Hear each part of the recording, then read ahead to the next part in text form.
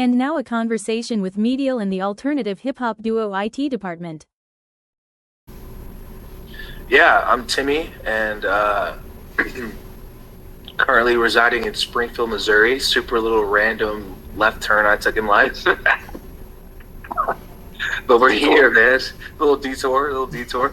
But yeah, man, I've been an artist and producer for a while now.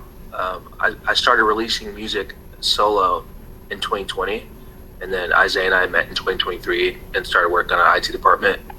But my background is ministry. I've been a worship leader since I was 12, literally since I was 12, 28 now. So over half my life has been spent leading people in worship. It's kind of crazy when you put it that way. And I've just always been a music lover, man. Like, grew up in church, so a lot of contemporary Christian music. My parents are devout Christians, and so church was not an option for me. I was always in church. That just was my life. And then, around middle school, I started listening to more quote unquote secular music, really just to fit in. I have a vivid memory of going to like a party with my parents. It was like a Nigerian party, and a lot of these parties would have like a separate area for the kids. And so they had like this separate area for the kids, and they had a DJ in there, and this DJ was playing hip hop. And I remember vividly, bro, watching these kids hear these songs and go crazy. And I was like, I don't know these songs. Like, how does everyone else know this stuff and I don't? Yeah. And so I remember I used to like go home, and like there used to be some time that we would be home alone after school, and I would just listen to the radio. Wow. Like, I just started listening to the radio, and that's what kind of turned me on to, like, again, quote unquote secular music. And then I just kind of that was mainly just like top 40 stuff, but then I started to develop my own taste as I got older. And in high school, I feel like it was when I really started to kind of develop my own taste and really got into hip hop with Kanye. And Childish Gambino was like, I remember the first time I heard Childish Gambino, and like, he's like probably my favorite rapper ever. Wow. And Childish, Kanye, Kendrick, Drake, like all those guys. Like, I got really into hip hop, and then I've just kind of been in that ever since. When I moved to college, I went moved more indie. I was in Tulsa with a bunch of white boys, so I started listening to a bunch of indie pop and the 1975 and like stuff like that. So that's when I got more into like more pop stuff. But yeah, that's kind of been my journey. It's very eclectic. I don't consider myself to be an incredible producer by any means. I think I'm a good singer. I think I'm a great singer and have good instincts, and that's what I really lean on. I think I just have really good taste, and I've got good instincts, and I have more or less an opinion on what I want things to look and sound like, and that's what I really bring to IT department. Yeah, my name is Isaiah Velez. I'm the other half of IT department. I've been making music since I was like 14, 15, probably writing and rapping since I was like 11 or 12. But when I figured out how to actually record with some friends, I'd say it was around like 14, 15, using our iPhones and flip phones to put little audio files together on like OG DAWs and stuff. But yeah, man, I love the act of creating, and I fell in love with it with my friends. And so for me, I feel like a lot of my exploration of music as an artist is in tandem with a lot of my friends. I like to make and write music that is how I live life. So I just don't, if I live life with my friends, then it doesn't make any sense to make music apart from them. So I learned that in New York. That's where I'm from, Nyack, New York, a little town right across the bridge from the city, right over the Hudson River. And yeah, grew up there for a good 26 years I was there. And then I moved my family down to Dallas, Texas. We've been here for about 3 years now, 4 years, which is crazy. So yeah, Timmy and I met, what was that, 2023 again, you said? Yeah. And yeah, it was like instantly we connected. And I feel like we had journeyed through a lot of things that were similar. I too, ministry background. I graduated from college with an English degree, and I used that as a youth pastor, as a full-time job straight out of college. And then I did that for 4.5 years, eventually going from part-time to full-time by becoming a young adults pastor as well. So I did youth and young adults at my church. And yeah, it was cool. It was a cool experience. It was a beautiful experience. It was also a painful experience in a lot of ways too on the back end. And I think that all makes its way into the music that we've created. And yeah, I was grateful to meet Timmy because, and I texted him this morning, but like this project in particular was a very cathartic project for us. So I'm really excited to have this conversation because we have yet to have this conversation with somebody else. Very true. Very true. So shout out to George. Okay, George Gutierrez. Honor Creative House on Instagram. He is the department of IT department. Couldn't be here with us tonight, but when it comes to everything videography wise, what you're seeing when you interact with it on the internet, George is the one that's giving a say on how that should look. So that's our creative producer in so many different ways. So shout out to homie. But yeah, he's the reason why we even met. So truly a creative producer, like on every level. Him and Timmy knew each other from college. Shout out ORU. And then when I moved down here, I was looking for a church, and I was having a hard time finding community here in Dallas. My wife and I were really going through a tough time with my daughter, and we found a church up the street called Central Church. We walked in on the first Sunday of like 2023, and the person that was preaching was this like short Mexican guy that was the creative worship pastor. He introduced himself as George, and his message hit us right between the eyes, and we were like, yo, this is exactly where we're supposed to be. Wow. So it was that connection with him that then led to a friendship that then when Timmy was back in town, which he could tell you about, he was like, yo, you need to go meet my boy Timmy. Timmy and I got together at a local coffee shop right up the road, and we sat there for hours just talking, man, and right there I knew it was over. I knew it was gonna be homie. So The beginning. I remember here's the exact moment where IT department was birthed in my mind. I remember one day I was sitting in my room, playing on my computer, listening to Paris, Texas. I just love their like off-kilter, left of center alternative sound. And I was like, yo, we could do this. Like we could easily do something like this. I remember texting Isaiah in that moment and being like, bro, we should do a project. Like we should just do something. And I think I came up with the name IT department right then and there. And it's really just a play on our names. Just I was like Isaiah, Timmy, IT department. But it was like we could actually lean way into that whole vibe and aesthetic of like an actual IT department. And I think Isaiah kind of took it further with like there's like the J. Cole line of like what's that J. Cole line? It's like the one who you call when you can't connect. It's like I got a job in IT on that first person shooter song with Drake. Yeah, facts. So it was like that level too. It's like, okay, we're connecting you in the concept of IT, but also like connecting you to the Lord, connecting you to people left and right of you. And that's kind of the whole, and also celebrating our connection at the same time. Yeah. Mm-hmm. And I think the craziest part about the project was how quickly it just kind of fell out. Like, I think there's something beautiful with unity. I think the moment that you make a decision and you're united, I mean, the Bible says unity commands a blessing. That's the quickest that a project has ever just fallen out. What would happen would literally, I would make a beat and then I would just like give it like, and take it to our session and then we'd make a song with it. Like out of almost all the beats, with the exception of one, were all made for that project and within the time span that we were working on that project. The last song, I'm Good, was a beat that I made when I lived in LA, but everything else was made like the night before I'd make it and then boom, send it. Like it was like kind of crazy. Yeah, like Saturday night I'd make something and then I'd bring it to the session on Sunday and we'd be like, all right, there we go, boom, run it. You know what I mean? So that was it was a crazy time of just doing it. Like we were just like, let's do it. And I don't know. I don't know if I expected more like resistance. I don't know, but everyone was just so down. Like from the moment we had the idea, it was just immediate. Yeah, let's go. Like even George was like, yeah, let's do it. Like let's run it. You know what I mean? Absolutely. Like we're friends. So this is from the overflow of our friendship. I literally have a voice memo on my phone where we sat down and we talked about our intentions for this project before we made a single thing. We just were like, if we were to create a project called IT department, what would be the goal? And then actually that voice memo is what you find snipped up and put throughout the 5 tracks. That's definitely like how it started creative process wise. We vision casted together. Okay, this is where I'm at in life. Timmy has things he's working through. I have things I'm processing. George even has thoughts about the way things feel sometimes. And we're like, okay, what does it look like now to take these things we're wrestling with in our walk with the Lord and our walk as men and like just figure out as humans, just figure out how to like put this on a track. So then kind of what Timmy just said earlier, he would come with this beat and it would just become the backdrop of the latest thing that we were wrestling with. But what was super dope is that there are some songs that are really reaching deep into the bag of the soul and like really talking about some stuff that like we're really wrestling with. Like if you know us, you know we're talking about something that's really, really like serious to us.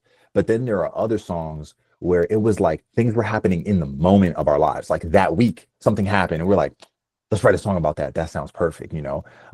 And I think when you put that real stuff in there, a part of the creative process, that's part of that world building, right? Because I used to have an English professor that used to say, you create a vortex for people. You don't describe what it is that you want them to feel. You give them something to shoot themselves through and find what they want within that space. And I think like that's what we were doing with the creative process from the beginning. IT on their first single, Last Time. When I brought Last Time to the crew, I didn't think we would use the vocals that I had put on there, because that song came from a YouTube video that I watched about how to make music like Bon Iver. So I like Bon Iver, and I was just watching some YouTube video, and they're talking about how he does his vocal chops. And I have the OP1. Bon Iver uses this a lot.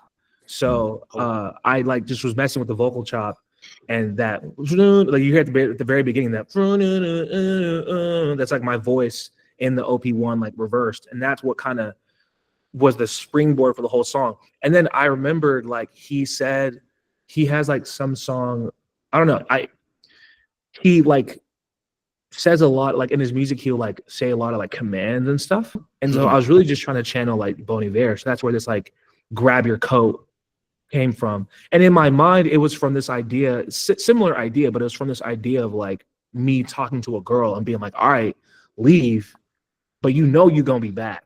You know And go grab your coat. Like, exactly, like grab your coat, you know what I mean? Like very Bon Iver-esque kind of lyric, you know?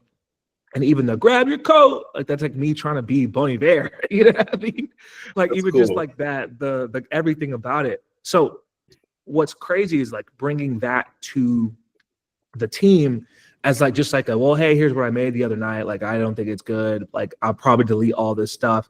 And then having Isaiah be like, nah, bro, that's hard. You know what I mean? We should keep that. I'm like, all right, if you say so. But then seeing Isaiah flip that idea to what it then became, I think it was really cool. And then he found the quote that goes at the end. Yeah.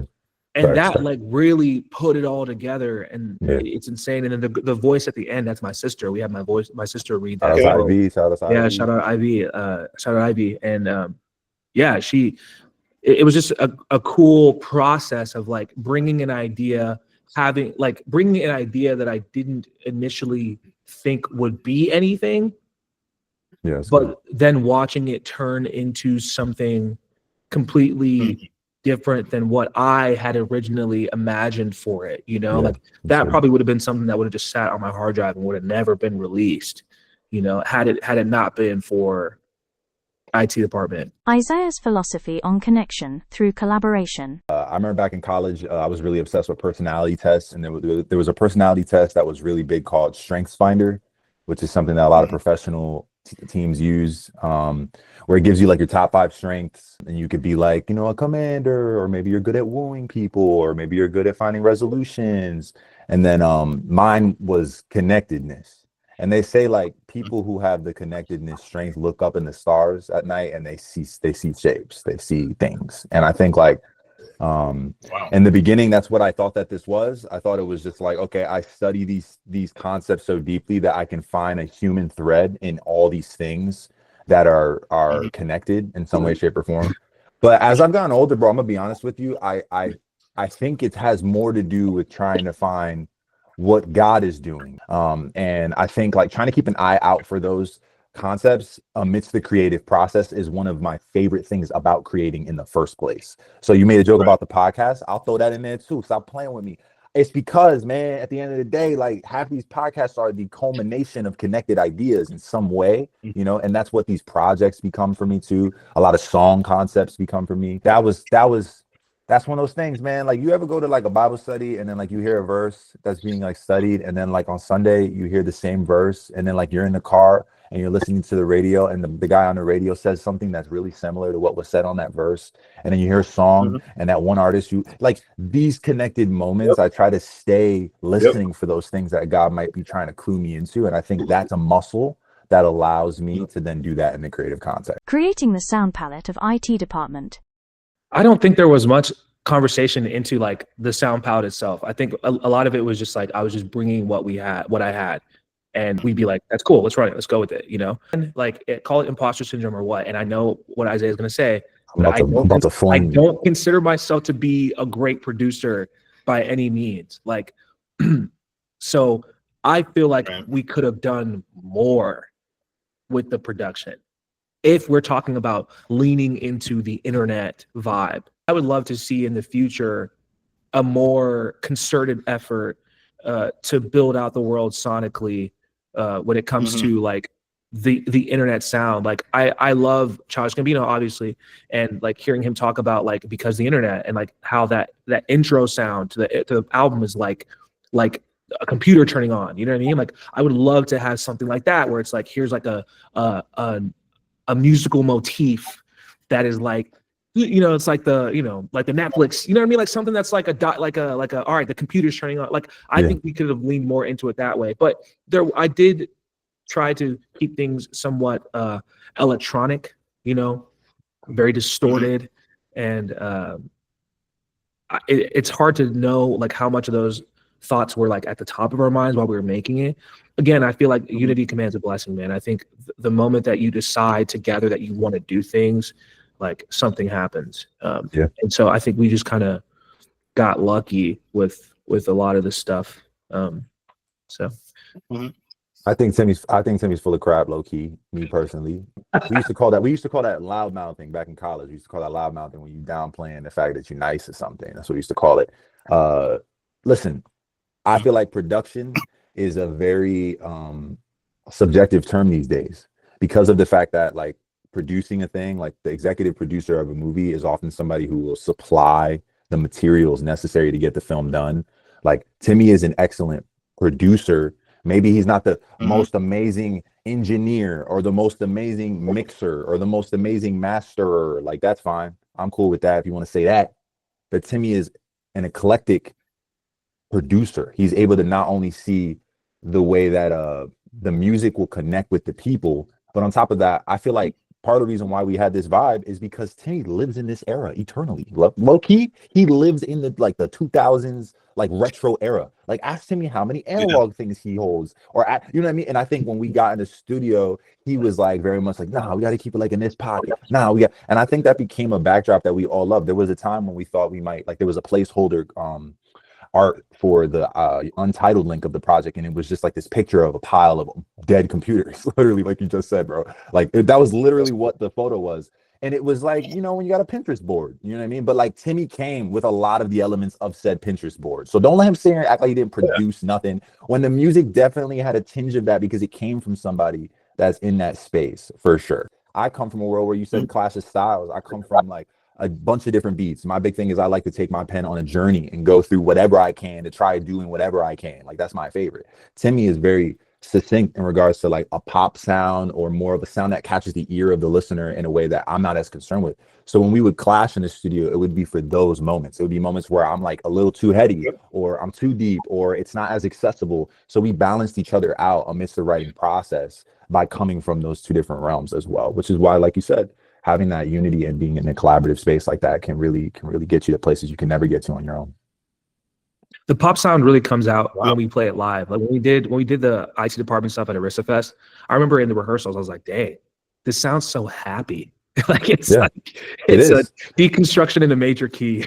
It's the brightest thing I made. Like up until that point, that was the brightest thing. I mean, I know last time was an extremely dark music video, but ultimately, like, yeah, bro. Yeah, I usually make songs in minor for sure. But yeah, deconstruction in a major key is the project, and I didn't realize that until we played it live. And then you hear it and you're like, oh, this is I don't know, it's very, very brighter than I thought, because with all the sounds and stuff on the actual recording, you can kind of mask some of the brightness, but when you put a full band behind it, you realize how bright it actually is. But facts. Anyway. IT department discusses Say Anything in the interlude and the follow-up track Understand. Yeah, man. I mean, say Anything was another one of those things where I think I did say anything on a Sunday after a session. I think I went home after one of our sessions, pulled up the guitar and just made that. And it's so funny about that song because like I tried to play that song again on the guitar and I don't even remember how I played it. Like it's one of those. Like it was one of those where you're just like This was you're one of just the ones in the that popped flow. out in this season. Yeah, in this season. That came out as we were already like in the throes of working on IT department. So yeah, man, I just started with that guitar beat, put the drums on there. Was very inspired by Daniel Caesar. So the melodies and stuff is like it's what I do. Like I'll hear something and be like, this reminds me of so and so, and I essentially just do my best impression of them. Yeah. If that makes sense. So that like we're undercover. That's like da na na na na da na na na na na whatever that song is. My blue jeans are flying all. Like that's essentially just me doing my own interpolation of Japanese denim. You know what I mean? Yeah, that's kind of where that came from. And then like obviously like the Frank Ocean like inspired like high voice thing that kind of like mimics the girl, which that's a callback to my single Another Disappointment, where I do the same high voice thing. You know what I mean? So it was a lot of things, and at me just kind of freestyling, which is how I do most of my stuff, is just like stream of consciousness. Here's what's on the top of my mind. And I was just kind of freestyling like this idea of like, say what you want, say what you mean. I'll give my all, like this kind of yearning for honesty, which really I think comes from me. But I think even more so was, you know, I'm really big on texture and adding different textures into our music, especially ones that come from real life. The opening scene of the door opening and me getting into a car is like me getting into an Uber, because at the time I didn't have a car. So I was like Ubering to everywhere. Essentially, I was paying like $500 a month in Ubers. It was crazy. But how that plays into the whole like project is like in the whole narrative of IT department, it's like me Ubering on my way to a session, and this is what's kind of playing in my mind as I'm journeying, to this session that we're about to have together, which leads into Understand, where we finally get back together in the room and we had this conversation about, I hate that I can't understand you. You know what I mean? Because Timmy's writing style, which I had not been exposed to with someone in a collaborative space just yet, is that he does freestyle a melody. He'll freeze, and then he'll like find a line, say anything, and then we'll go, oh, okay, now if I'm using my connective power juices and you have say anything, how do we trail a verse back to this thing you found? And then we'll start collaborate. Oh, what about this? And then George is in the room like, nah, say this, and we're like, yeah, no, that's good, we like that. You know, that's how we wrote some of the hooks and some of the verses. So that song heavily inspired also like by John Bellion, and the fact that if you go and you listen to Human Condition or you listen to Glory Sound Prep, whenever John Bellion writes a song about a woman or about a girl, those lyrics can also be like love songs to God as well. There's like this respect for the idea of love that he writes in this kind of loose way that I think we also kind of captured on Say Anything, which was dope. So when you get into Understand is where we're being a lot more blunt, while Say Anything has this more like general feel to it. Which is why it's interlude. You know what I mean? Like, let me give you some paint that you can use. And then on this next track, we're going to go ahead and put it on the canvas. You understand? And then like, Understand for me was about my wife. We're going through a season of a lot of marital tension and just growing pains. You know what I mean? They say like the first four or 5 years of being married is the hardest period, because you're just trying to understand each other, right? If like being married is taking 2 whole gallons and trying to fit it into one, that means you have to pour out half of yourself in order for you to even fit in that gallon, right? And I think like that verse was me reflecting on, how do I use this 16 I have on this song to get her to understand how much she means to me? But then at the same time, how do I get her to understand how much I am sorry for what I put her through in the process of marriage? Then at the same time, how do I use this 16 to understand her more as well? And like, that's what the understand motif kind of was for me on that verse. So as you listen to it, now that I've said that, you'll hear these threads that I was kind of playing on all together. IT department discusses the final track, I'm Good, Falling Apart. I moved to LA on the back end of a divorce, and I was there trying to just like heal, which is for me, it was probably the worst place to go do that. So like I leave and I come back and we're having these conversations in these sessions, and I have this beat that I made, which it samples, and I hope no one finds this out because we didn't get it cleared. The idea of the song comes from the actual song that we sample itself. We sampled Redacted. the chorus of that song says, "Keep your head up, something, something, even though it's a cruel world." It's like this idea of like life sucks, but keep your head up. You know what I mean? So we basically took the idea of the sample of what the song and the sample is talking about and brought it into what we're talking about on that song specifically. And we moved it around. Like I had it laid out a little bit more like a traditional rap beat, like intro, hook, verse, hook, hook. Isaiah was the one who kind of was like, nah, let's do our verses back to back. You know what I mean? And, you know, kind of go from there and gave it this hook. And he wrote a lot of the, he wrote, I think he wrote the entire refrain at the end. But here's one thing I will say, and I remember about this song specifically, is I remember that we were in the process of writing the hook that George sings. Our boy George is actually the voice that sings the hook. That sings the hook. Yeah. I remember as we were writing the hook, it was really like, to me, it felt kind of cheesy. And this is a thing with me. I'm kind of similar to you. Like there are a lot of times we'll start something and I don't like it. And to me, it felt too on the nose. And as we kind of kept writing it and tweaking the lyrics, that whole idea of like, hey, this is like, it was at first, there wasn't any of the like the, you know, fall, I'm on the ropes. Like there wasn't any of this like defeative or, you know, whatever defeat language. It was more like all kind of good and triumphant. And I kind of pushed back against that. I was like, nah, like that's not realistic. Like I feel like we need to like be a little bit more realistic about just life. Like life sucks sometimes, you know what I mean? Like sometimes things don't go well, but we're all right. So that idea of like, we're putting in some of the negative stuff, but we're not dwelling there. It's like, hey, life's a fight and I'm on the ropes. I guess that's just how it goes. I'm falling apart, but I'm good. Like, I think we kind of encapsulated everything that we are trying to say on the project in that one song. And I mean, Isaiah mentioned this earlier, like we have bits and pieces of the voice memo all throughout. Right before that song drops, you hear me say, what are we doing with IT department besides just making dope stuff? And I said this before, but I feel like the hook of that song and that song specifically answers that question. This is what we're trying to do with IT department. We're trying to just be honest. We're trying to go first and say the things that other people may not want to say. Bro, I mean, who wants to sit here and be like, yo, a girl gave me her number and I called her and it was nothing. No one, that's not stuff you brag about. Everyone's bragging about all the girls that won't stop calling them, not the girls that don't pick up when they call. You know what I mean? Like, but that's real life, bro. For every dude that's got whatever, he's got a couple of them that have been like, nah, bro, I'm not messing with you. You know what I'm saying? But they won't talk about that. You know what I'm saying? So it's like, I think with IT department, we're just trying to be honest. You know, we're trying to say the quiet part out loud. You know what I'm saying? We're saying the things that people don't want to always say, especially as believers, Believers have such a tendency to just be fake, especially in the South. I grew up in Texas. I'm from the South. Like we show up to church and we've all got our Sunday best on and, oh, I'm just blessed. I'm just this, I'm just that. But hallelujah.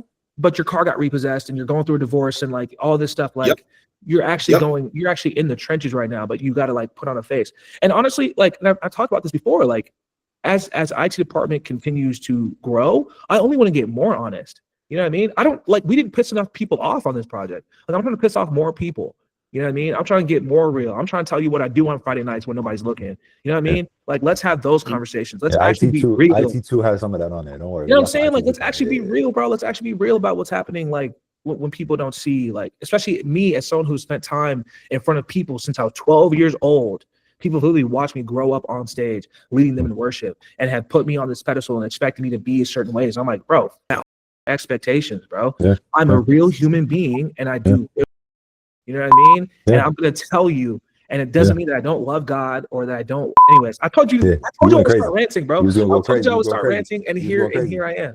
Anyway, I think that's it though, right? Like I think that's the point. You know, ultimately, and Medial, you'll understand this, bro. Like.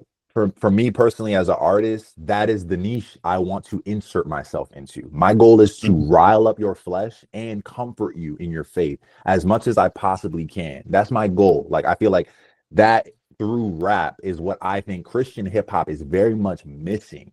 Because, like I said on the Unprofessionals podcast, like Timmy is saying now, there's this like faceplate, this religion, these rules that really are kind of like still deeply embedded in a lot of the mechanisms of CHH.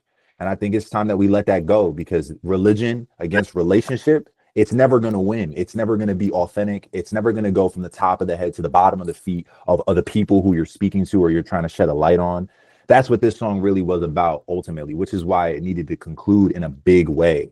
It needed to conclude in a way. I felt like that refrain is it's almost like a baptizing, light shining, this is my son with whom I'm well pleased type moment. And then when you go back into the beginning of the song, the project off the loop, you're completely like different. So to hear your experience was exactly that means what we did worked, which is dope. And that makes me hype. But yeah, you can find the little tidbits. The title on the way it's listed, it says I'm good. And then in parentheses, it says falling apart. So the lines are these oxymoronic tension between like this and that and this. There's a tension that exists in walking with Christ. If we're not honest about how in our humanity, how our flesh pisses us off, how we have a hard time getting out of bed, how there's things that we carry, then how can God use our stage of a soul, of a life to get his glory if we're not going to be honest about all those things? Like that's what we wanted to put on one song and then have trickle through the rest. So that's definitely what that one was about. It's a great song. I love that song so much. I think that's one of my best verses ever. I mean, shout out to everyone in the room who helped me write it. But I love that. It was your energy, bro. It was your energy that was immaculate on there. And then if you go to the website too and you click around on a couple things, you can find our behind the scenes, and there are like videos of Timmy recording that particular verse, and it's like a great clip. You have to watch it. IT department discusses which artists or bands they could see themselves opening up for. Hillsong United. I knew you were going to say something like that, bro. How did I know you were going to say something like that, bro? I'm kidding. That's you partially mean it like 5 times. Young and Free, actually, or Elevation Rhythm. I would love to open up for like Kings, bro. Kings K. King's Kaleidoscope is an absolutely huge inspiration for me, especially in my writing style. And I think when we talk about Christians creating them in that contemporary kind of rock sound and also kind of alty in that space as well, there's never been enough respect or love given to them for what they do, and the fact that they have created songs that have been sung in churches, but at the same time have gone edgy and dropped F-bombs on a record after people were expecting more church songs. Like they've done these things that are very subversive toward the way church culture is designed, and I would love to open for exactly that type of vibe, like the type of venue where there are Christians in the crowd but there's still a bar and everyone's drinking. That's my vibe. I think IT department will go hard in that space. You know what I mean? Yeah, that would definitely be my answer. What about you, T? I don't know. That's really hard for me to answer, because I do feel like a tension that I feel in my life is like, I feel like I'm oftentimes too worldly for the church, but too churchy for the world. You know what I mean? So I don't like being like, sometimes I don't even really like being identified with Christian hip hop at all. Like right. I just have such a visceral reaction when it comes to the label of like Christian anything aside from like worship music. You know what I mean? But then at the same time, a lot of our content is so faith-based that I feel like people who are not believers would have a hard time with it as well, would have a hard time understanding what it is. So I do think that we kind of serve this underrepresented population of like believers that believe in God, but may not be like the most devout, like Christians, you know what I mean? Like maybe there are people like me, Isaiah, myself, who've grown up in this, but still, wrestle with this, that, or the third. So I don't know. It's really hard. Like, I don't really think there's anyone. I think King's K, like I kind of expected Isaiah to say King's K. They kind of fit that. And I'm not super tapped into the space to really understand who else. And then also, like, even within the Christian hip hop space, like I love Paris Chariz, but I don't think Paris Chariz's people would love us.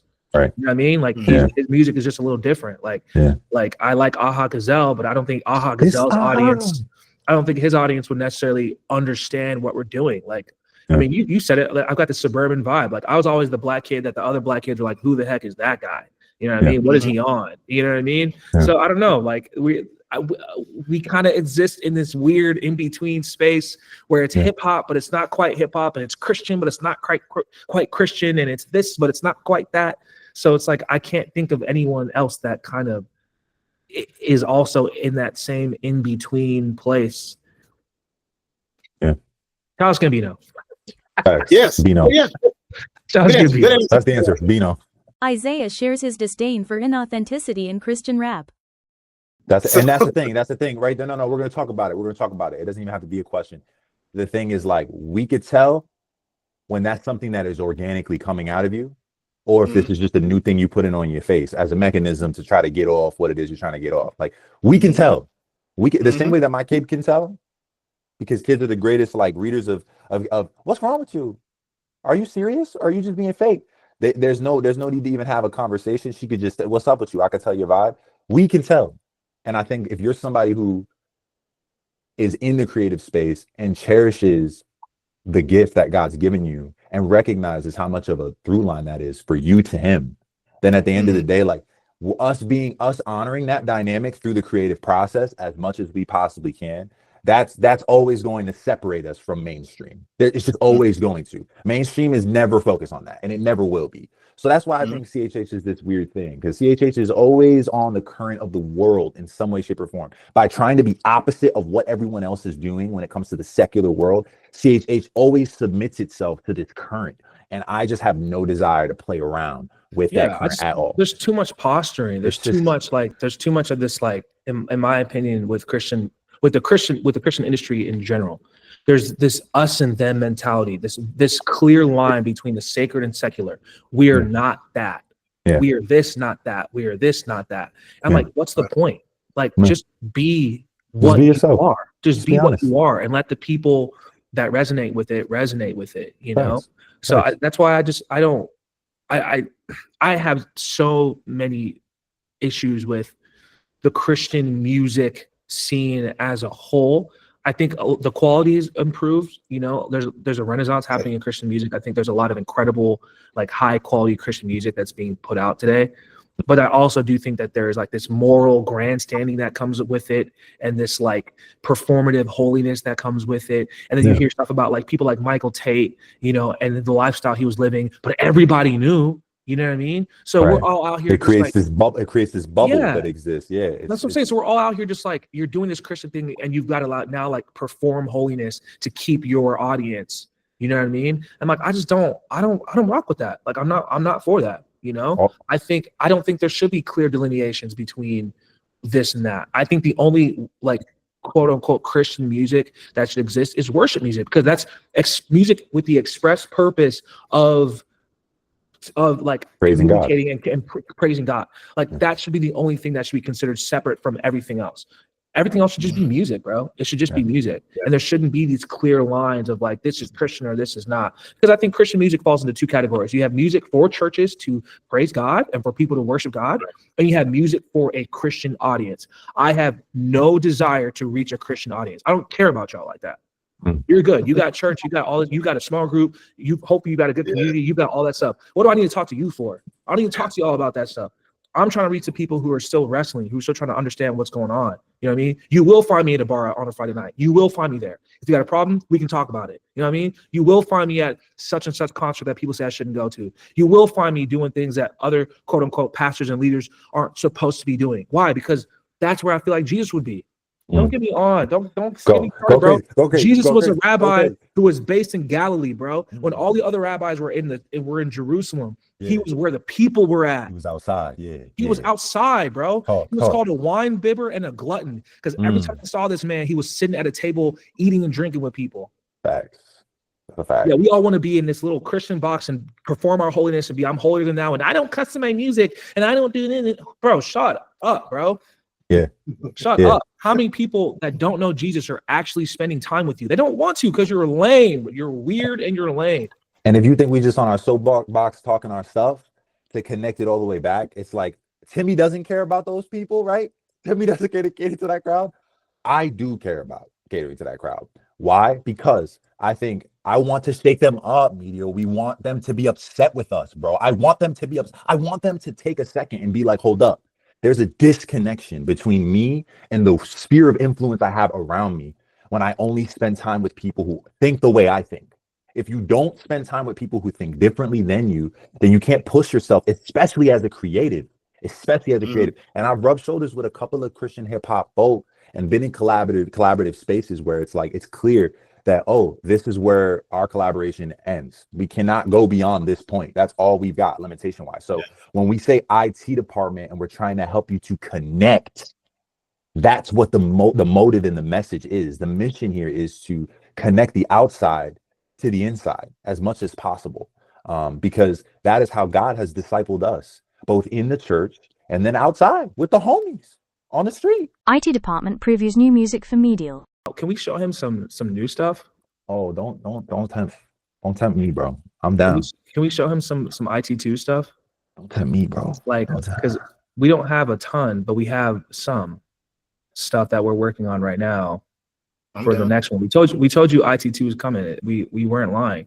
This isn't even fully finished, but like going into like this whole idea of like we want to like connect people or tell the truth. Like this is a song that we're working on right now that I feel like people that are Christian are going to completely misconstrue, and I can't wait for them to completely misunderstand what we're talking about on the song, because at face value it reminds me of swimming pools. It sounds like a drinking song. Okay. I just feel like kind of encapsulates what I want to do with this second project. It's like we want to push the envelope. Can you hear that?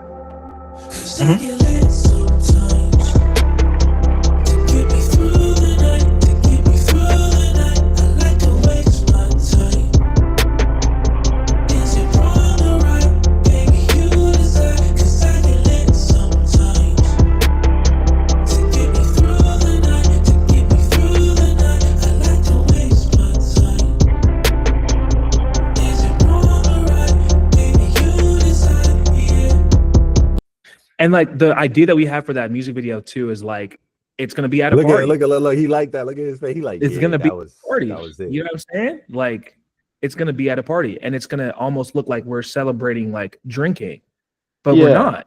Being honest, like I get lit sometimes. The necessity of youth group rap. To each his own, for sure. Yeah, there's room for all of it. And I there's love room for all of it, bro. There's room for all of it. Like, do the youth group kids need music to turn up to? 100%, bro. When I was in youth group, we loved Manolo. You know what I mean? Manolo went hard. That was a great song. Like, you know, shout out Triple E. You know what I mean? We needed that. You know, you need that like alternative. But I feel like sometimes it leans too much into this, like it becomes Christian music and Christian hip hop often becomes like an alternative to what's happening in the world, and becomes you're the Christian version of so and so. No, I'm IT department, boy. Don't compare me to anybody. I'm Timmy. We're not here to talk about the alternative to the world. We're here we're here to talk about our perspective. Exactly. I'm sharing my unique perspective on life as a Nigerian American, born and raised in Dallas, Texas, Christian worship leader. Like that's such a unique perspective. That sentence has never been uttered until this very moment. What does my perspective of music sound like? This is what it sounds like. You know what I mean? Yeah. What Timmy and Isaiah are listening to. Yeah, I would say Live, Laugh, Love is definitely all I'm listening to as of the last like 6 days. I think that album is the rap album of the year. I'll fight you if you want to have that argument. We can. Right now, I really think that project, and it's not recency bias. I respect a philosopher that presents himself through the medium of rap. That's just how I am, me personally. So I've been listening to that a lot. What else am I listening to right now? Dominic Fike just dropped a project. Really enjoyed it. It's called Rocket. It's a mixtape. That's a really good one. Love Dominic Fike. Still listening to John Bellion's Father Figure. Definitely put that in the rotation often. Dejan just dropped a project. Still listening to his project as well. And I think there's one more. There's one more project that's been top of mind lately. I can't remember right now. Maybe it'll come up later. But yeah, just listening to a lot of that. In the Christian sphere, I know you said not to do the barrier thing, but at the end of the day, like a lot of the Christians that I listen to are just the homies. So like Marcus dropped a couple of singles this year that I've been bumping. Sammy Off the Walls project's getting a loop all the time. So High Sounds with Timmy is dropping music, so I have that on play all the time. So yeah, a lot of that as well. Yeah, I've been really into this kid, Nourished by Time. He's crazy. A kind of like alternative R&B kind of dude. Obviously the new Dijon record is pretty cool. Dude, Cities of Eve, I just got into him. It's pretty crazy. Man, I'm looking at my list right now. Night Tapes is really cool. I don't know. This has been the most passive listening I feel like I've ever done in my life. Like, because Spotify has a great algorithm for music discovery. And essentially what I'll do a lot of times is I'll just put on a song and just let it autoplay afterwards. And I get a lot of music that way. But this other guy, George Clinton, he's crazy. He does like kind of like this, like kind of like 90s, early 2000s inspired like trip. Like, I don't even know how to describe it, but it sounds straight out of like the 90s, but it's like so dope. So yeah, man, just a lot of that's kind of I've been more in like the alternative space. McGee, obviously, I don't like saying him though, because I just feel like he's like so, it's like cliche now. But I've been on McGee since 2020, so get off me, bro. Leave me alone. Y'all are late. That's facts. That's facts. Isaiah and Timmy give flowers. I say to you, and I've said this to you over text and via voice memo, but I just think that the work that you do with your page, it's connecting with these people in this realm for a reason. You know what I mean? And I think like there's a hiddenness to the way you do what you do as well. Like the same way you said more people should know this, because the quality in which this is being presented doesn't make any sense that IT department isn't getting those looks. That same concept exists for what it is you do and the way you create and the ear you have and the music that you listen to. And so grateful, bro. Just anytime you post something, it's not like, oh, that's dope. Like, no, I'm like, dang, this dude really just sat here and wrote this up, listening. The questions you asked amidst this interview even prove that. So again, man, I'm just grateful for what you do. You inspire me as a creative that feels like we're supposed to be doing what we're doing to keep doing it. So thank you for what you do. No, I appreciate you just like your kind words about what we do, and just it's cool to see someone else get it off rip.